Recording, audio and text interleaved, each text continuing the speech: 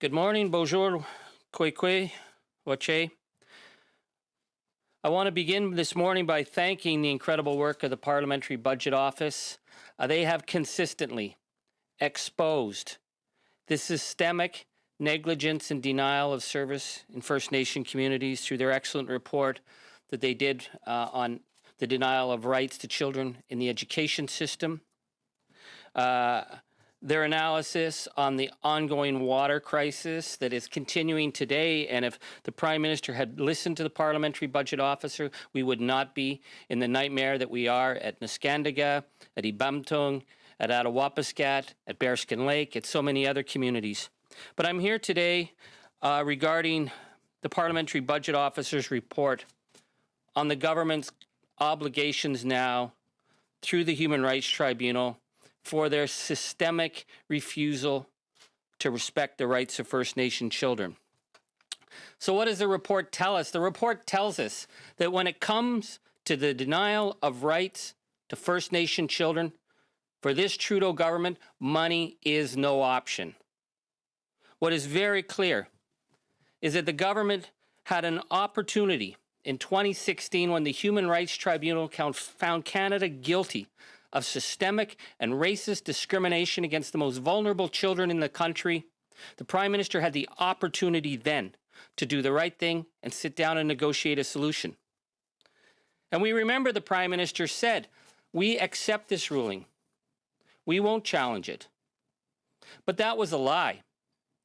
10 non-compliance orders later, the government now is on the hook for a much higher amount of money. What the Parliamentary Budget Officer has shown us is that if the government sat down in 2016 and began negotiating in good faith, the cost for dealing with services and changing this discriminatory practices would have been in the range of between $2.2 to $4.5 billion.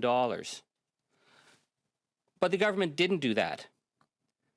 And by the 10th non-compliance order, we saw the pattern of defiance so clearly defined. It was so clearly defined that the Human Rights Tribunal went to the extraordinary step of imposing the maximum penalty that you can impose on issues of racial discrimination to the order of $20,000 per child who's been taken from their homes. They were forced to do that because the government would not come to the table. And so because of these increased costs and these penalties to try and get the government to negotiate, we are now looking at a bill of $15 billion. That's easily $10 billion more than if Justin Trudeau had done the right thing and tried to make it right by First Nation children in the first place. This is an extraordinary amount of money. But I think what we really need to keep in mind here is that the real cost has been paid in the lives of Indigenous children on reserves across this country. I think particularly of the children of Wapakika First Nation, and if you want to read one of the most heartbreaking reports issued by the Human Rights Tribunal, it was the government's explanation as to why they denied funding in the midst of a growing suicide threat in Wapakika that took the lives of so many young people like Chantel Fox and Jolyn Winter and Ms. Roundsky. They refused to do what was right and what they were legally obligated to. These were the reasons that the non-compliance orders were put in, one after another, to try and get the government to live up to their legal obligations. So my message to Mr. Trudeau today is enough. Enough with the prevarications, enough with the denials. Stop hiding behind the fact that now you've got multiple class action lawsuits because of your negligence. Pay the money you owe. Do the right thing and pay the money that is owed so that the children, First Nation children of this country, can get the opportunities that they so rightfully deserve. Ce matin, je suis très perturbé par la révélation du report du directeur parlementaire du budget. C'est clair. La défi du gouvernement libéral contre les décisions de la Tribunal des droits humains a coûté énormément d'argent pour les jeunes Canadiens. Si le gouvernement avait respecté la décision, et à négocier une solution juste, ses obligations pour la compensation seraient diminuées. Mais c'était les défis et les mépris du gouvernement qui a causé beaucoup de problèmes pour les besoins des jeunes enfants vulnérables et aussi pour les Canadiens. Maintenant, c'était une situation que les tribunaux a été forcés d'augmenter les pénalités maximum pour forcer le gouvernement de négocier une solution juste. C'est négligence, c'est défis, et le prix maintenant est 15 millions de dollars aux Canadiens. Ce n'était pas un accident, c'est la négligence du gouvernement. M. Trudeau, il y a une obligation de protéger les besoins des enfants vulnérables. Je demande au gouvernement de mettre en place immédiatement un plan pour négocier une solution et pour payer le juste part. I will take questions. Thank you. We'll now go to questions, starting with questions on the phone. A quick reminder, one question, one follow-up per reporter. Nous allons maintenant prendre les questions en commençant par les questions au téléphone. Un petit rappel, comme à l'habitude, une question suivie par journaliste. Opératrice, avons-nous une première question? Thank you. Merci. Please press star 1 at this time if you have a question. S'il vous plaît, appuyez sur l'étoile 1 maintenant pour poser une question.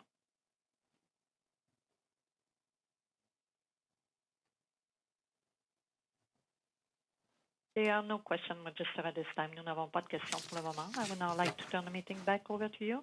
And we do have a question. Just a moment, please. Thank you. Thank you. So we have a question from Brett Forrester from APTN News. Please go ahead.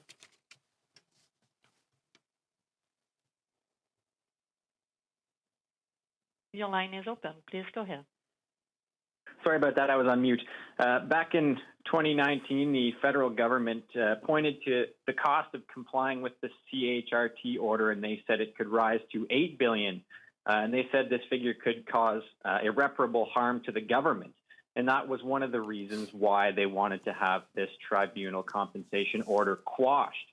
So the new number, based on that criteria, is now double that. So how concerned are you that this is actually going to bolster that argument as they seek to get this order tossed out?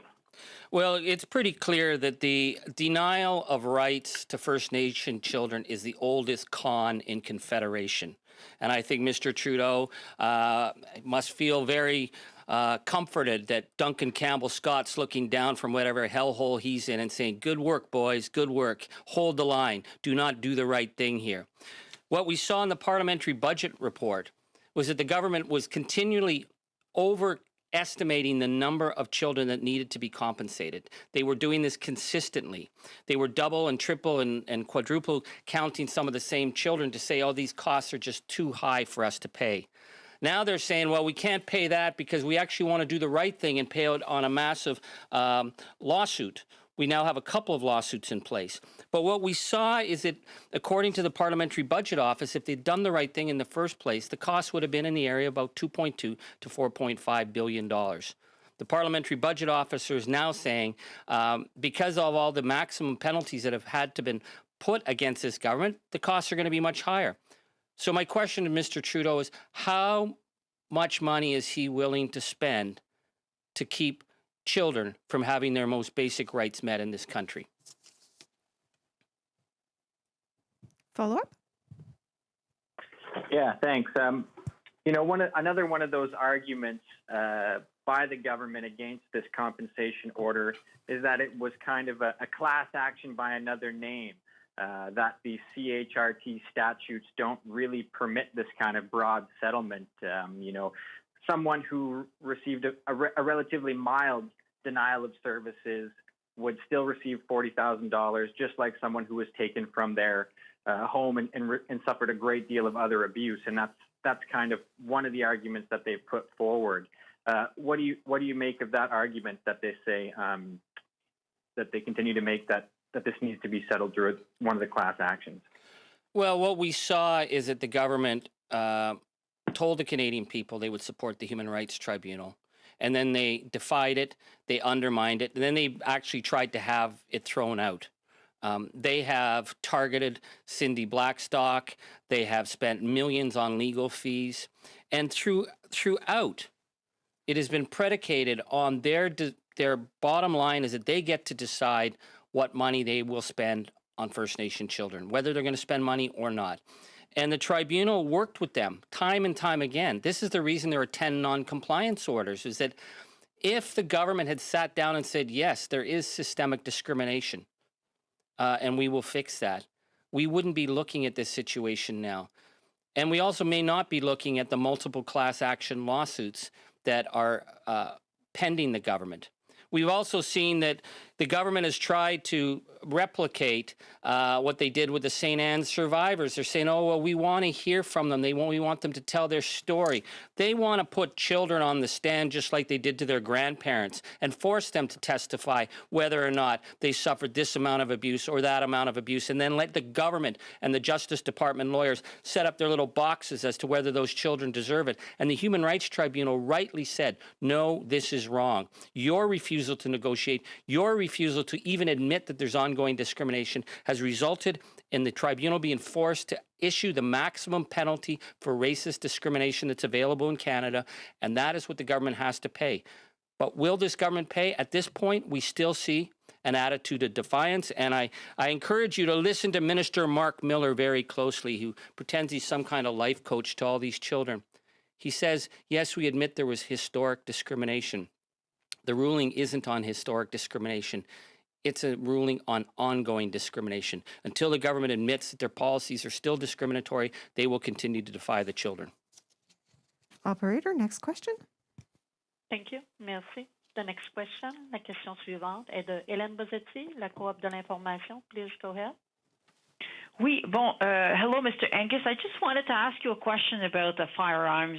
Bear with me. Regarding assault rifles, I wanted to know if, in your mind, the buyback program should be compulsory or voluntary, as the government proposes. Well, one of the things that we are pleased that there is a buyback program, because people who followed the law and did the right thing, I think deserve, if the government is going to say you can't have access to this, that the government is willing to do a buyback program. Whether or not it's the issue of the voluntary nature of it and people who have followed the law, I think this is something I want to hear testimony from at the committee, and it's something that I think that will have a lot of support from across Canada. Very few people have these kind of arms. We recognize there's very problematic having these arms. I want to make sure that people who have those arms and did it legally will get paid back as they give up their weapons, and we will hear testimony. I'm not so sure I understand your position. Would you want to see this being going from being voluntary to compulsory? What I've said is that I think it's really important to get the testimony on this, to get a good perspective. Right now, we have a plan for the buyback, and we push to make sure that there would be a buyback in place for people who have these kind of weapons. So I'm certainly interested in seeing what happens at committee, and I think there will be a number of questions on that. Opératrice, prochaine question. Thank you. Merci.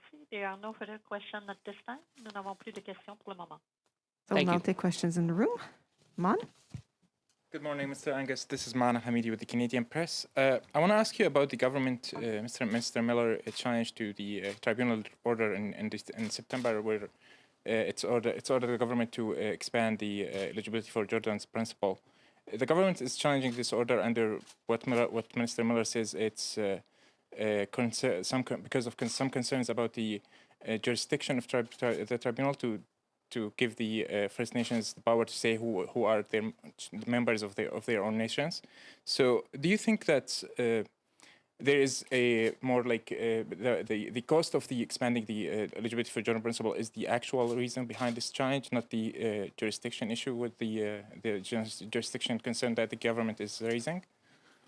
I think what's clear with this government is they've used every argument against ensuring justice for children. They've used jurisdiction. They've attacked the Human Rights Tribunal. They said that the costs would be outrageously high. What we need is goodwill. The government uses the word reconciliation. It's almost in every third word they use. Reconciliation means sitting down and doing the right thing. These are very complicated issues. It's very complex to decide who gets service, who doesn't, who's tied to a First Nation banned. These are issues that if the government had done the right thing in 2016 when the Prime Minister said, we will sit down, we will fix this, I don't think we would be there now, but what we're seeing is that the government will use jurisdiction to throw it out. Now they're saying there's a class action lawsuit. Oh, that's why we can't negotiate. Or they're saying the tribunal has no authority. They're running out of a Rolodex of discriminatory excuses, and the price is going up all the time. Okay, I mean, giving all this context and what's been happening in the last few years, how the government can move forward and fix all this? Can they do you see like a solution for those First Nations children who are suffering of those policies?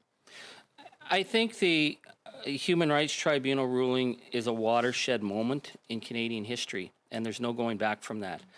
Before the government was forced to comply with Jordan's principle, we had kids dying all the time. We had the department saying, sorry, we're not going to cover these costs. When they were forced to legally respond within 24 hours on an emergency basis, that was transformative in the lives of children. So yeah, it's cost them more money, but it's kept a lot more kids alive. The government needs to understand that these systemic rights can't be whittled away by their prevarication. These rights are fundamental, and they have to be part of Canada's long-term reconciliation with the crimes that were committed against First Nation people. It's just going to cost more and more and more for them to continue to delay and fight.